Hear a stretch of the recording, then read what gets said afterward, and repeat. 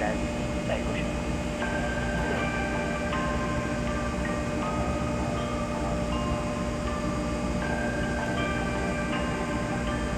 हमारे भारतीय संस्कृति में देवी की पूजा की जाती है और माँ को सबसे ऊंचा दर्जा दिया जाता है, लेकिन फिर भी इस धरती पर साल में लगभग 3 लाख से भी ज़्यादा केसेस रजिस्टर किए जाते हैं और क्राइम अगेंस्ट विमेन। और कई सारे रीजन हैं जिसके वजह से विमेन को ऑब्जेक्टिफाई किया जाता है। स्कूल में सेक्स एजुकेशन नहीं दिया जाता, लेकिन पॉन बस कुछ क्लिक्स दूर है। बॉलीवुड के आइटम सॉन्ग्स और उनके वल्गर लिरिक्स जो एक औरत को as an object of desire depict करते हैं could also be one of the primary reason why women are raped out of sexual obsession. कुल मिलाकर ये सारी चीजें कुछ राक्षसों को जन्म देते हैं जो औरतों को इंसानों की तरह देखना ही छोड़ देते हैं। उनके लिए औरत बस एक खिलौना होता है, यूज करो, तोड़ दो और फिर नए खिलौने के साथ खेलने के लिए लाइफ में आगे बढ़ जाओ। एम जयशंकर तमिलनाडु के सेलम जिले में एक गांव में रहने वाला मारी मुत्तु का बेटा था। He was a husband and a father of 3 daughters। खेती करने वाले जयशंकर ने ट्रक ड्राइवर को अपना पेशा बना लिया और बस तब से शुरू हो गई ऐसी कहानियां जो इंसान इनसे भरोसा उठाते। 3 बेटियों का बाप, लेकिन फिर भी 30 रेप्स, 15 मर्डर्स और ना जाने कितनी सारी चोरियों के इल्जाम। साइको शंकर की शादी 15 साल की परमेश्वरी से हुई थी and because of his profession he had a very good command over the languages like Tamil, Kannada and Hindi। जब तीनों बेटियां छोटी थी तब जयशंकर ने अपना घर और गांव दोनों छोड़ दिया। On 3 July 2009 psycho Shankar attempted to rape and murder Paranthali's 45-year-old P. Shyamala। ये उसका सबसे पहला रिपोर्टेड केस था। हाईवे और ढाबा पर खड़ी सेक्स वर्कर्स उसकी प्राइमरी विक्टिम्स थी। या तो वो उनको फंसा लेता या फिर जबरदस्ती उनको उठाकर फिजिकली टॉर्चर करता और फिर रेप करने के बाद उनका मर्डर कर देता। साइको शंकर हमेशा अपने वेपन के लिए जाना जाता। वो अपने साथ एक काली बैग कैरी करता जिसके अंदर कुल्हाड़ी होती। अगर उसके किसी विक्टिम ने रेजिस्ट करने की कोशिश की तो या तो वो उन्हें स्ट्रैंगल करके या फिर उसी कुल्हाड़ी से मार देता। और बात यही खत्म नहीं होती। After killing them he used to rob them और उसके बाद Jaishankar used to go and find his new victim.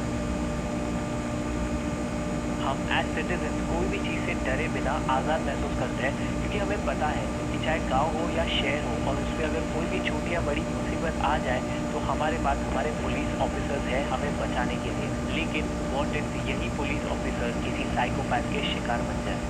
23 अगस्त 2009 M Jayamani chief deputy minister M K Stalin के विजिट के टाइम ड्यूटी पर थे। कांगेम पुलिस स्टेशन की 39 साल की पुलिस ऑफिसर को साइको शंकर ने पहले किडनैप किया, फिर रेप करके उनका मर्डर कर दिया। एम जयामानी की बॉडी 19 सितंबर that is 1 month after this incident Sankari में मिली, जो कि सेलम डिस्ट्रिक्ट में ही आता है। इस इंसिडेंट के बाद सबके मन में एक डर सा बैठ गया था कि अगर ये साइकोपैथ एक पुलिस ऑफिसर को इतनी बेरहमी से मार सकता है तो एक आम इंसान के साथ क्या क्या कर सकता है। एम जयामानी की बॉडी मिलते ही तमिलनाडु की पूरी पुलिस एकदम सतर्क हो चुकी थी। पुलिस कांस्टेबल के रेप करने के बाद जयशंकर ने कुल 12 और औरतों का रेप और मर्डर किया। Tamil Nadu, Karnataka, Andhra Pradesh and neighbouring state like Goa and Maharashtra सबकी पुलिस अब सतर्क हो चुकी थी। सेलम हाईवे पर ही साइको शंकर एक और महिला का रेप और मर्डर करने वाला था, लेकिन वो अपने आप को बचाकर वहां से भाग गई and she went to the nearest police station and that's when the police knew whom they were looking for। 19 अक्टूबर 2009 को जयशंकर को अरेस्ट कर दिया और कोयम्बटूर पुलिस स्टेशन भेज दिया। कस्टडी में लेने के बाद पुलिस को ये पता चला कि ऐसा घिनौना काम जयशंकर 2008 से करते हुए आ रहा है और 2008 में जयशंकर के खिलाफ पहला केस रजिस्टर हुआ था। 2008 और 9 के बीच जयशंकर पर कुल 13 murder and rape cases and 7 rape cases के इल्जाम लग चुके थे। 17 मार्च 2011 को जयशंकर को धर्मपुरी फास्ट ट्रैक कोर्ट में पेश किया गया था और उसके अगले दिन 2 police officers M Chinnaswamy and Rajavelu Jaishankar को फिर से कोयम्बटूर जेल ले जा रहे थे। रात के तकरीबन 9:30 बजे धर्मपुरी बस स्टैंड से जयशंकर ने इन दोनों पुलिस ऑफिसर्स को चकमा देकर फरार हो गया and the 25-year-old M Chinnaswamy was so embarrassed by this that he shot himself dead। Salem से भागकर जयशंकर अब कर्नाटका में आतंक मचाने पहुंच चुका था।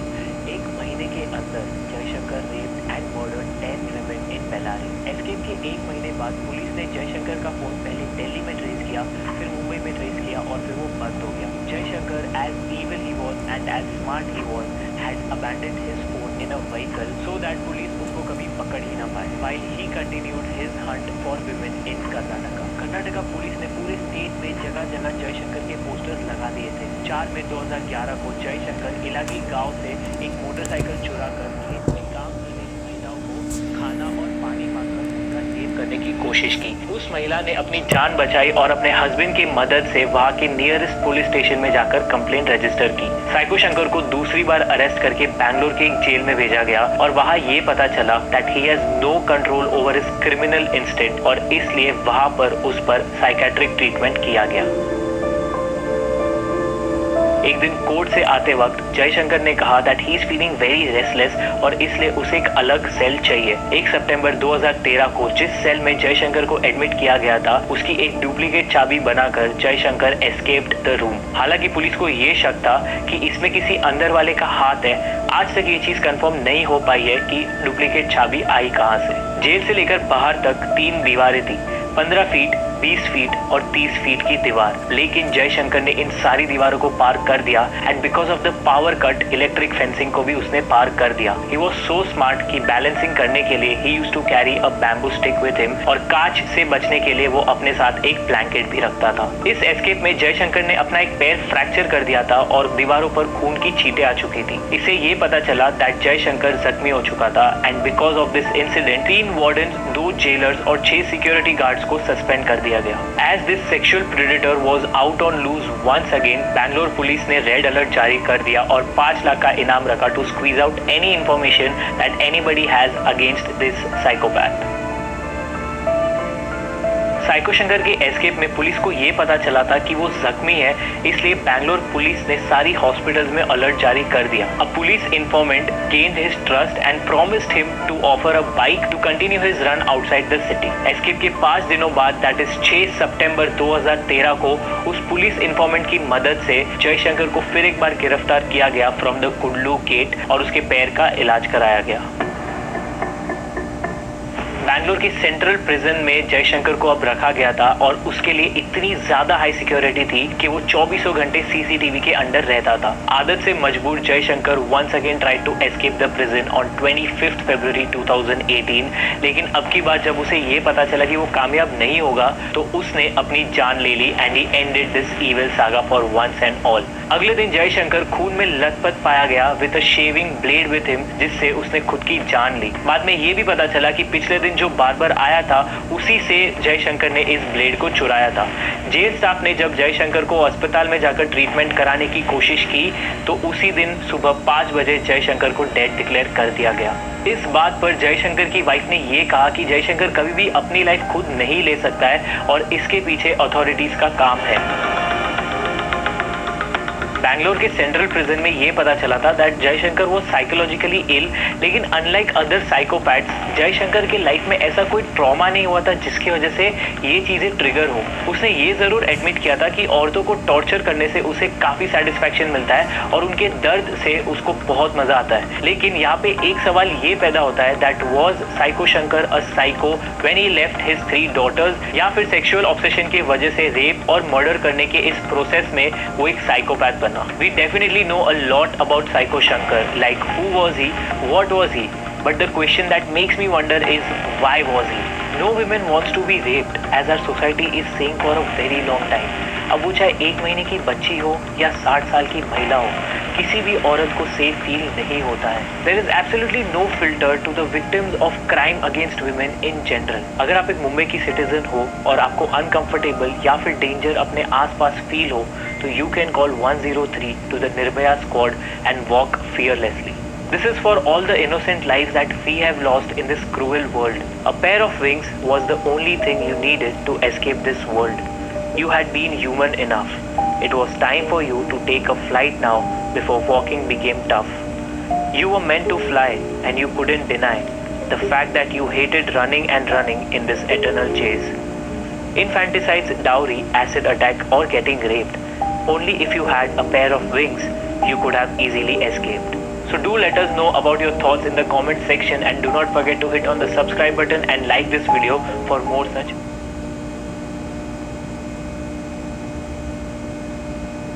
चाहे कैजुअल फ्लिंग्स हो या सच्चे प्यार की खोज, टिंडर पर every week more than 10 lakh dates arrange होती है।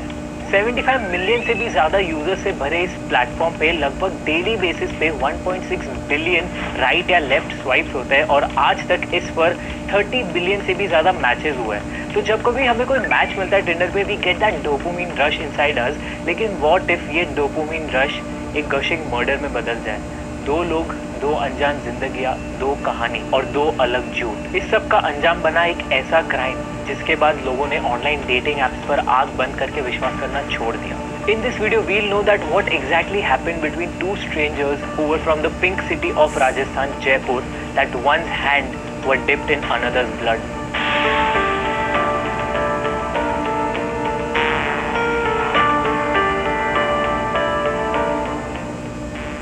Tale of double-faced victim and murderer. इस कहानी के 3 मेन कैरेक्टर्स हैं। 26 साल के दुष्यंत शर्मा जो एक कर्तव्यपूर्ण पति और पिता थे, विवान कोहली जो एक मिलियनेयर बिजनेसमैन थे और प्रिया सेठ जो विवान कोहली की टिंडर डेट थी।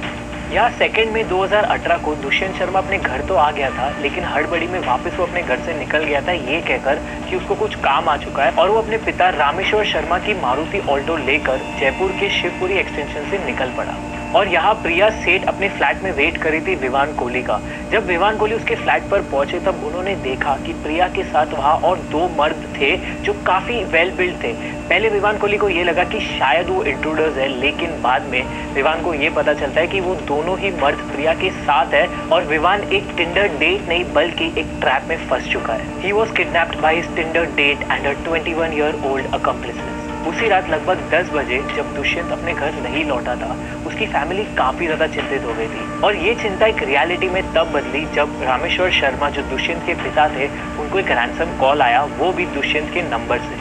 फोन पर दुष्यंत ही था लेकिन वो गिड़गिड़ा रहा था। He was shivering out of fear and asking his father for a large amount of 10 lakh rupees or else he would be killed. जैसे ही दुष्यंत ने ये बात अपने पिता को बोली, प्रिया सेठ ने उसके हाथ से फोन छीन लिया और रामेश्वर शर्मा को गाली देने लगी। और इसी के साथ साथ प्रिया सेठ ने उनको ये भी धमकी दी कि अगर ये बात पुलिस तक पहुंची तो इसका अंजाम अच्छा नहीं होगा। दुष्यंत या विवान, असलियत में किडनैप कौन हुआ था? ये दुष्यंत और विवान के बीच में कंफ्यूजन हो रहा है, राइट? क्योंकि घर से तो दुष्यंत निकला था, तो प्रिया सेठ के घर विवान कैसे पहुंचा? यही सेम कंफ्यूजन था प्रिया सेठ को, लेकिन दुष्यंत 2 जिंदगियां जी रहा था। उनको अपनी मैरिज लाइफ बहुत ज्यादा मोनोटोनस लग रही थी और उनकी वाइफ बिट्टू का ये कहना है कि दुष्यंत को नई चीजें ट्राई करना बहुत पसंद था। तो अपनी मैरिज लाइफ के इस मोनोटोनस जिंदगी से बाहर निकलने के लिए Dushyant started using the dating app called Tinder पर उन्होंने इसका कंप्लीट ऑपोजिट प्रोफाइल बनाया था, जहाँ पे ही portrayed himself as a millionaire businessman who was very chilled and having a lot of fun in his life. Dushyant Sharma ने अपने टिंडर प्रोफाइल का नाम रखा था एज विवान कोहली और फरवरी 2018 में उनका मैच हुआ प्रिया सेठ के साथ। जल्द ही वो दोनों डेट करने लगे और इसी दौरान they went on a lot of coffee dates. Priya Seth believe that Vivaan Kohli actually में एक बहुत बड़ा बिजनेसमैन है, whereas Vivaan Kohli that is Dushyant Sharma believed that Priya Seth एक बहुत ही अच्छी गुड हार्टेड लड़की है who had fallen in love with him and not his fake millionaire persona.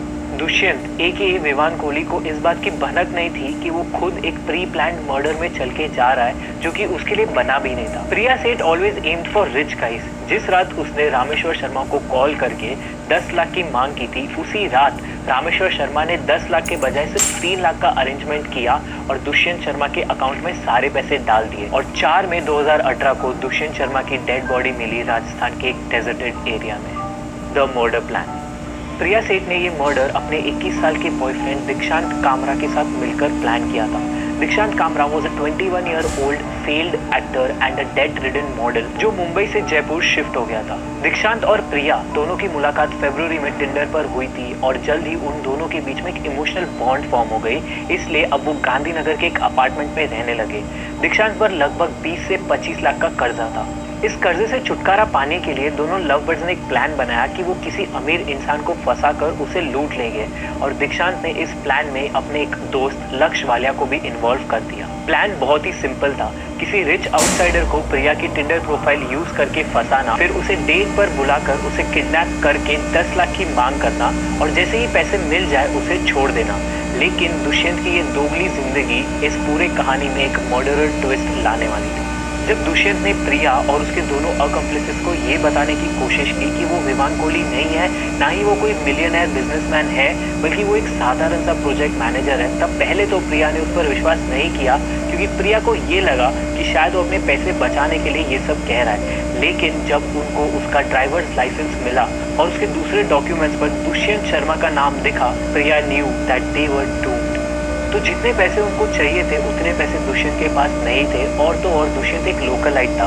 इसका मतलब ये था कि अगर उसको छोड़ भी दिया जाए तो शायद दुष्यंत इस पूरे कांड के बारे में सबको बता दे और वो तीनों इसमें फंस जाए। इसलिए considering all the worst possibilities, Priya, Dikshant और लक्ष्य ने ये सोचा कि अब दुष्यंत को एलिमिनेट करना ही बेस्ट ऑप्शन होगा। There were total 3 horrifying attempts to kill him. Dikshant ने सबसे पहले दुष्यंत को स्ट्रैंगल करने की कोशिश की, उसके बाद उसने उसके मुंह पर पिलो रखकर उसको सफोकेट करके मारने की कोशिश की। लेकिन जब दुष्यंत ने हार नहीं मानी, तब दीक्षांत ने उसे फ्रूट नाइफ से 11 बार स्टैब करके मार दिया। Later he was packed in a suitcase and thrown away as if he is anything but a youth. Rameshwar Sharma had lost his last son after the death of his 2 elder sons, जिसके अंदर पहले की मौत बचपन में हो चुकी थी और दूसरे की एक एक्सीडेंट में। 4 मई को रामेश्वर शर्मा ने जब 3 लाख रुपए ट्रांसफर किए थे, उसी रात उनको एसएमएस हॉस्पिटल से कॉल आया था टू आइडेंटिफाई द बॉडी, और जब वो वहां पहुंचे तब उन्होंने देखा कि उनके बेटे दुष्यंत का चेहरा पूरी तरीके से डैमेज हो चुका था। लेकिन कपड़े और बिलोंगिंग्स के वजह से दुष्यंत को पहचान लिया गया। According to the reports of Hindustan Times, Dushyant की बॉडी के बाजू में एक लाल धागा और कुछ तालिस्मान थे, and there were some astrological rings जो दुष्यंत के पिता ने उसको दिए थे बुरी नजर से बचने के लिए। लेकिन किसे पता था कि उनके बेटे का नसीब किसी और के लालच का शिकार बनने वाला है। Priya's bright but busted past. Priya और कामरा ने दुष्यंत का मर्डर करने के पहले उससे उसका एटीएम कार्ड छीन कर पिन पता कर ली थी, और जब रामेश्वर ने प्रिया को फिर से कॉल किया ये बताने के लिए कि 3 लाख रुपए ट्रांसफर हो चुके हैं, तब उन्होंने एसबीआई एटीएम से 25,000 रुपीज विड्रॉ कर दिए, क्योंकि that was the set limit. They also bought a fake number plate for Dushyant Alto, लेकिन गांधीनगर स्टेशन पर पुलिस ने इन तीनों को अरेस्ट कर लिया। They were charged with murder, kidnap, extortion and elimination of evidence. जब प्रिया और दीक्षांत के घर की छानबीन हुई, तब पुलिस को वहां पे जो भी मर्डर एविडेंसेस थे वैसे के वैसे मिले। पूरे घर में खून के छींटे फैले हुए थे, बियर बॉटल के टुकड़े पड़े हुए थे और सारे चिप्स के पैकेट्स भी खाली थे। पुलिस ने उस अपार्टमेंट में लेडी सैंडल्स भी देखे जो लगभग 35 to 80,000 रुपीज के थे। प्रिया का बचपन राजस्थान के एक छोटे से गांव फालना में गुजरा था। Then how did she manage to afford these expensive things? She grew up in a middle class family with her father being a college professor. उनके हिसाब से प्रिया बचपन में बहुत ही ज़्यादा इंटेलिजेंट स्टूडेंट थी, और आज भी उनके शेल्फ्स प्रिया के ट्रॉफीज और मेडल से भरे हैं। होनहार होने के साथ ही साथ प्रिया बहुत जिद्दी भी थी। अगर किसी चीज़ की जिद पकड़ ली तो जब तक वो ना मिले तब तक प्रिया शांत नहीं बैठती थी। बात बात पर गुस्सा होना, घर की चीज़ें फेंक कर उन्हें तोड़ देना और कोई भी चीज़ पाने के लिए किसी भी हद तक चले जाना, चाहे वो सही हो या गलत, ये कुछ ऐसी चीज़ें थी जो प्रिया के ब्राइट और ब्यूटीफुल चेहरे के पीछे का राज था। जब अपने हायर एजुकेशन के लिए प्रिया अपने छोटे से गांव से निकलकर जयपुर जैसे बड़े शहर में गई, तब वहाँ की ग्लैमरस लाइफस्टाइल ने उसको करोड़पति बनने का एक सपना दिखाया, और वो उस सपने में पूरी तरीके से अंधी हो चुकी थी। महीने के कुछ 20,000 रुपए उसके पापा उसको भेजा करते, लेकिन एक लड़की जिसको एक एलीट की तरह रहना था उसके लिए 20,000 क्या ही पैसे थे। प्रिया ने न्यूज़पेपर में छपे जॉब्स में अप्लाई करना शुरू कर दिया, लेकिन वो काफ़ी गलत लोगों के बीच में फंस चुकी थी, जो कॉलेज की लड़कियों को रिक्रूट करते थे in the name of them being Escorts, और इसके लिए उनको पैसे भी दिए जाते थे। वो इस दुनिया में काफ़ी ज़्यादा घुल चुकी थी। जल्द ही उसने खुद की एस्कॉर्ट सर्विसेज की वेबसाइट शुरू कर दी, जहाँ पर उसने अपने क्लाइंट्स के साथ फ्रॉड किया by taking money from them in advance and not lending the services।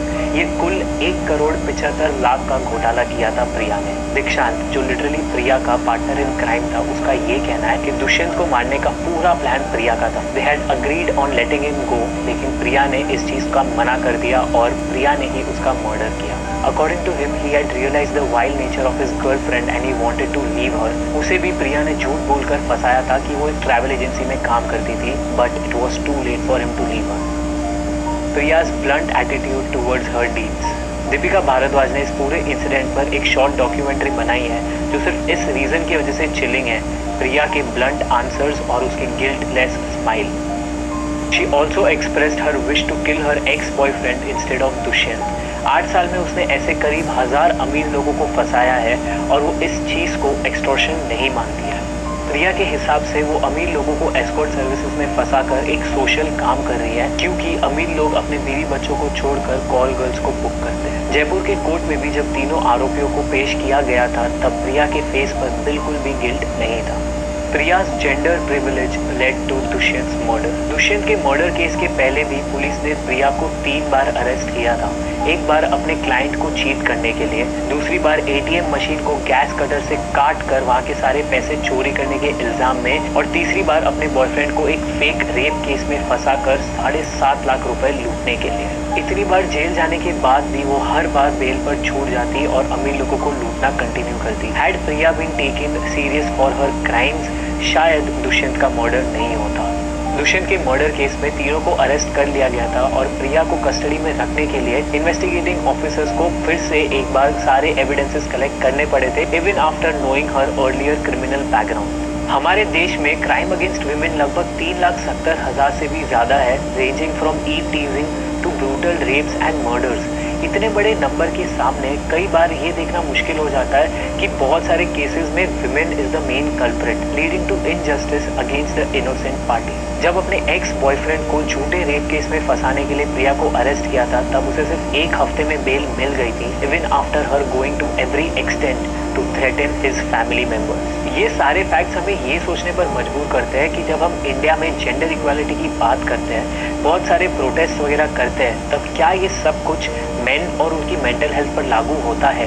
Women have suffered a lot in this patriarchal society for centuries, but some women have been taking advantages of concepts like feminism and gender equality, spoiling the concept itself. जिस तरह हम man के against हो रहे operation को seriously नहीं लेने के लिए